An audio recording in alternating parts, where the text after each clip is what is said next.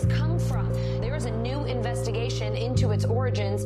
U.S. intelligence officials tell NBC News that they are examining whether the virus accidentally came from a Chinese lab. Chinese officials pushing back against that claim on Thursday, tweeting that it might be the U.S. Army who brought the epidemic to Wuhan.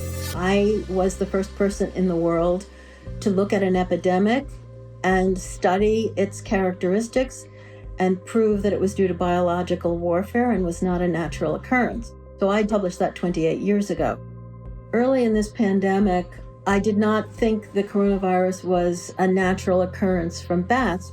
I feel quite convinced that this was a laboratory-designed organism. There have been hundreds and hundreds of leaks from high-containment laboratories that do research on pathogenic coronaviruses and other potentially lethal organisms.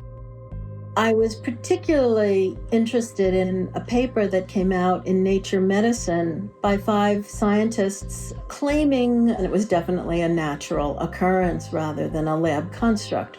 But the arguments they used did not hold water. They didn't really make a lot of scientific sense. And yet all kinds of very important people started parroting what this paper said.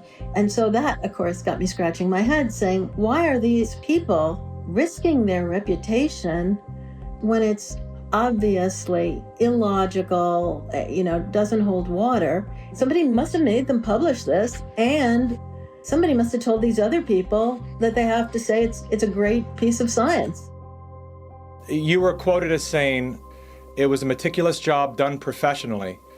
It could be done by somebody very expert in molecular biology, I think. Et c'est pas naturel, c'est ce que vous voulez dire? Non, ce n'est pas naturel, c'était un travail de professionnel, un travail de biologiste moléculaire. C'est un travail très minutieux, on peut dire d'horloger, on peut dire au niveau des séquences. Mais dans quel but? Dans quel but, ça, ce n'est pas clair. Moi, j'expose, si vous voulez, mon travail, c'est d'exposer les faits, c'est tout. See, the problem with all of this is the evidence is right in front of our face. And when confronted with evidence, we are told fact checkers are somehow transcendent. The pace of our modern world makes it nearly impossible for working people to research the events and policies that shape their lives. When seeking answers to life's most pressing questions, where do we go first?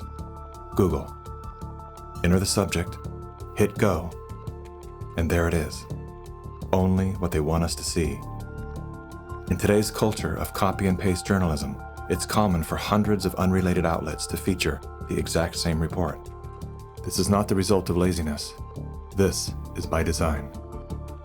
When we see identical headlines across seemingly unrelated platforms, the logical mind concludes, well then, it must be true.